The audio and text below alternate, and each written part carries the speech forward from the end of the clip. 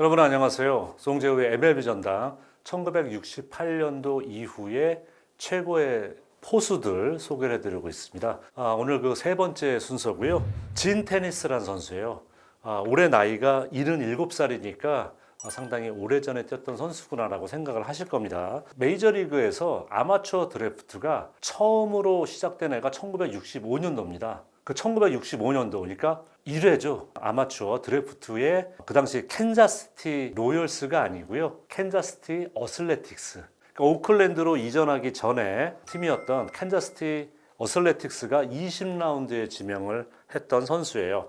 메이저리그에서 15년을 뛰었습니다. 뛰면서 1555경기에 출장을 했었고요. 통산 타율은 2할 4푼 1리 높지 않았습니다만 출루율이 타율 대비 엄청납니다. 출루율이 3할 8푼 8리예요. 통산 1060안타, 하지만 홈런은 200개가 넘는 201개를 기록을 하면서 데뷔 자체가, 왜 근데 이 선수가 60원도 지명했는데 68년도 이호 선수에 집어넣냐는 것은 데뷔한 연도수가 69년도예요. 디트로이트 타이거스를 상대로 데뷔를 해서 38경기에 출장을 했는데 이따만 해도 제3의 포수입니다. 백업 포수 중에서도 이제 두 번째 포수였다는 얘기죠. 데뷔해서 2년 동안은 제3의 포수로 주로 뛰면서 주목을 받지 못했어요. 사실 20라운드면 그렇게 높은 지명 수비는 순위는 아니었었잖아요. 메이저리그에서 출장한 경기 수가 제한적이었습니다만 방망이의 재능을 보였기 때문에 서서히 주목을 받기 시작합니다. 자, 그러면서 여러분 이제 이분의 이름은 기억하시는 분들 꽤 많을 거예요. 1972년도에 어떤 포수의 백업이었었냐면은 데이빗 덩컨. 혹시 데이빗 덩컨? 어디서 들어본 듯한 이름? 이렇게 생각하시면 되죠. 이 덩컨 코치는요, 토니 라루사 감독의 영원의 파트너라고 보시면 됩니다. 여러분 그 라루사 감독이 오클랜드, 물론 시카고 화이트삭스 감독도 했습니다만은 오클랜드하고 세인트루이스가 감독으로 전성기를 보냈잖아요. 이때 투수 코치가 데이빗 덩컨 코치고, 이분이 왜 더 얘기가 됐었냐면은 지금 제가 말씀드린 것처럼 이 진 테니스란 분이 데이빗 덩컨 당시 선수의 백업 포수라고 말씀드렸어요. 그러니까 덩컨 코치가 투수 코치였지만 원래 포수였습니다. 그렇기 때문에 토니 라루사 감독이 그 당시에 되게 획기적인 여러 가지 시도를 했다고 말씀을 드린 적이 있었는데요. 그 이유 중에 하나가 바로 이거예요. 포수만큼 투수를 잘하는 사람이 없다. 그렇기 때문에 오히려 더 투수보다는 더 다른 시각으로, 객관적인 시각으로 투수를 평가하고 가르칠 수 있다는 생각으로 덩컨 코치를 계속 투수 코치로 호흡을 맞췄고요. 실제로 데이빗 덩컨 코치가 투수 코치로서 성공을 거두게 되죠. 포스 시즌의 맹활약을 펼치면서 일약 주전으로 떠오르게 된 거죠.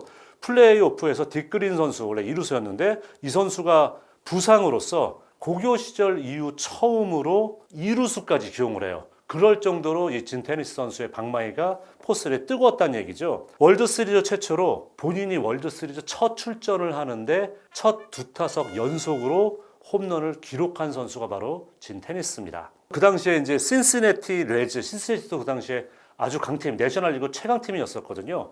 상대로 23타수 8안타, 그 8안타 중에 4개가 홈런이었습니다. 월드시리즈 MVP에 오르게 돼요. 이 진 테니스라는 분의 전성기는 오클랜드의 월드시리즈 3연패 하던 시기와 그대로 맞아떨어집니다. 그러면서 이 진 테니스 선수가 주전도 되고 스타로 떠오르게 된 거예요. 73, 74년 이때는 또 수비형 포수 레이 포스라는 분, 이분이 제가 알기로는 작년, 재작년에 세상을 뜨셨는데 은퇴 이후에 오클랜드 해설자로서 상당히 오랫동안 하셨던 분이거든요. 이 레이 포스라는 분은 수비형 포수, 진 테니스라는 분은 공격형 포수로서 이렇게 좀 포수의 그 자리를 좀 플래툰으로 이제 갔었는데, 일단 방망이가 워낙 좋기 때문에 플래툰으로 포수 안 나오면은 주전 1루수로 또 기용을 하기도 했어요. 73년도에도 24개 홈런, 그리고 74년도에는 26개 홈런, 75년도에 29개 홈런, 76년도에 22개 홈런.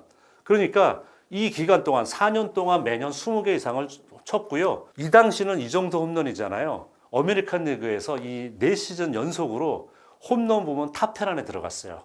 그러니까 포수로서 이런 거포가 많지 않던 시대였기 때문에 더더욱 진 테니스 선수의 가치가 빛을 발하게 된다는 거죠. 타율은 높지 않았지만 성관이 워낙 좋았습니다. 그래서 오클랜드 시절에도 무려 3번이나 한 시즌 볼넷을 100개 이상을 얻어낸 기록이 있고요. 75년도에는 이분이 딱 올스타전에 한 번 출전을 했었는데 그 해가 바로 75년도기도 해요. 근데 이때도 포수가 아니라 사실은 일루수로 나갔던 분이기도 합니다. 이러다가 이제 76년도, 여러분 76년도가 또 메이저리그 역사에서 상당히 중요한 한 해잖아요. FA 시대가 열리게 되죠.